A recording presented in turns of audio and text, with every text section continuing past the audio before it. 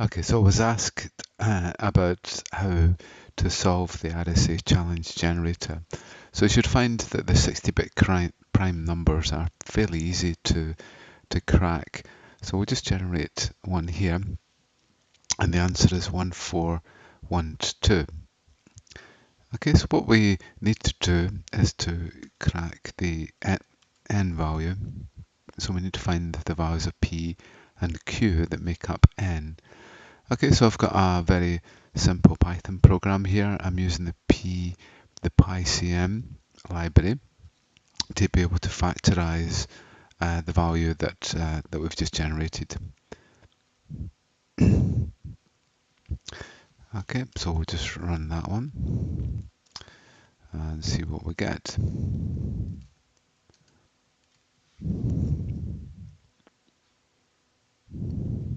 Okay, it's going to take a few seconds, but it should factorize in about 10 to 15 seconds. Obviously, if we have a faster computer or we have a GPU, it should take less time. Okay, so there's the two values there that we've generated. And we'll just copy and paste them. Okay, so we'll call that one P and that one Q. Okay, and we'll just stop and just get rid of that bit. Don't need that bit anymore. So now we'll calculate phi. So phi is equal to P minus 1 times Q minus 1. Okay, so that will give us our value of phi. Now what we want to do is to be able to find the inverse mod of the E value. So the E value that we have is the encryption key value. So it's that value. So we need to find the inverse of E mod phi. Okay, so I've got some code to do that, some very standard code. And here it's here. Okay, it's the extended Euclidean algorithm. And we'll just copy from there.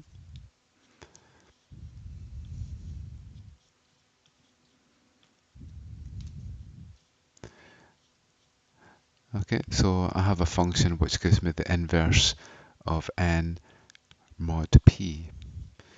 Okay, so we want to print out the inverse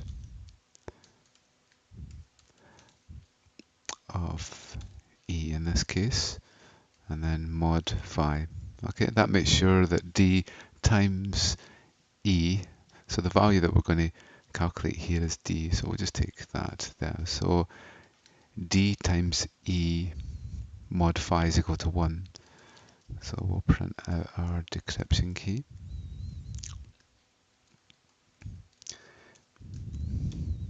Yeah. Okay, so let's see if that's going to run.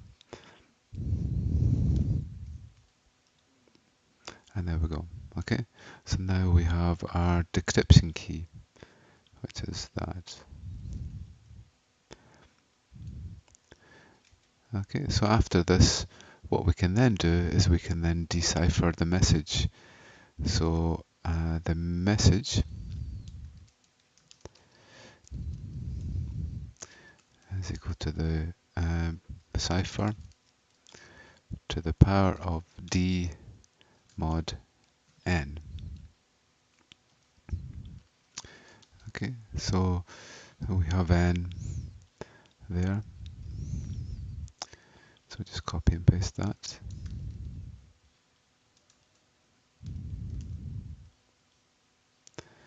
And the cipher value that we have is this one. Okay, so what we've really done is we've found the decryption key from the cipher, the encryption key, and n. So that's the cipher. Okay, so the message is the cipher to the power of D mod n. And hopefully, when we print this, we'll get a value of 1412.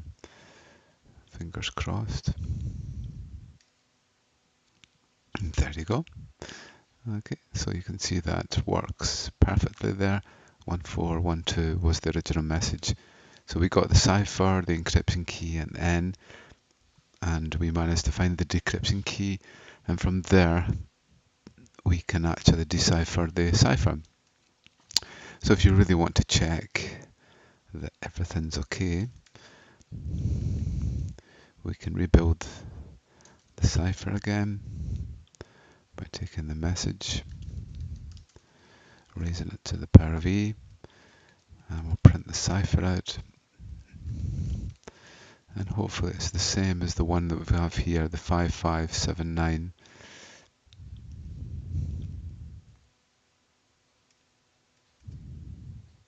And it is. Okay, so it's all worked perfectly. Okay, so that's how you solve the RSA generator. Obviously, the values that we use in real life are much larger than these ones, but you should be able to crack 60, 80, and 128 bits if you have a powerful enough computer system. Okay, so the theory is here, and good luck with the cracking.